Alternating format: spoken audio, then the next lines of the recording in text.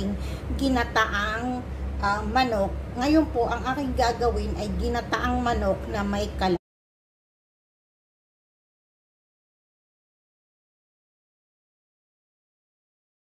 Dalawa lang po naman kaming kakain.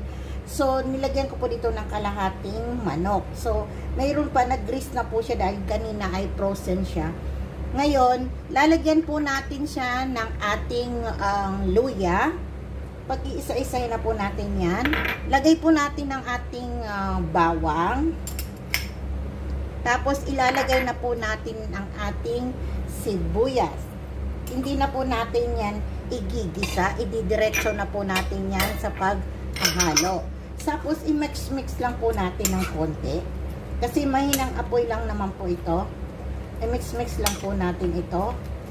Tapos, pag na-mix na po natin siya, hayaan lang po natin siya na masute at saka magkaroon ng tawag dito, maluto ng konti, masimmer ng kahit mga 5 minutes lang. So, isimmer po muna natin siya. Ilagay na din po natin ang ating laurel at ang ating pamintang buo. Tapos, lagyan na po natin siya ng toyo.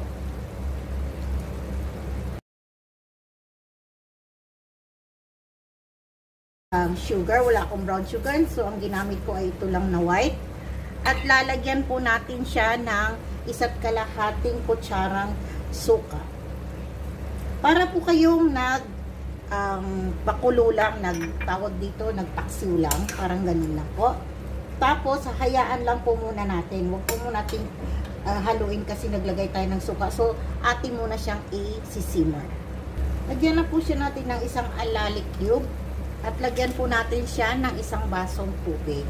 At pakukuluan lang po natin hanggang matenderize ang ating chicken.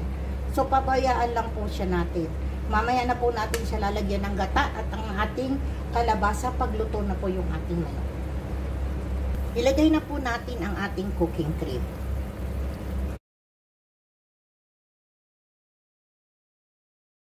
So, hayaan din po natin siyang kumulo, masin. Ilagay na po natin ang ating kalabasa. So, hayaan lang po siya natin. Lagay na po natin ang ating dalawang sili. So, para magkaroon din siya ng lasa sa ating sili. Tapos, 2 minutes lang. Tapos na po yan. Done na po siya. I-plater lang natin. So, eto na po siya. Ang aking ginataang manok na may kalabasa. Sana po nagustuhan nyo. So, bye! Paki-subscribe naman po at paki-like naman ang aking video. Bye! God bless you po.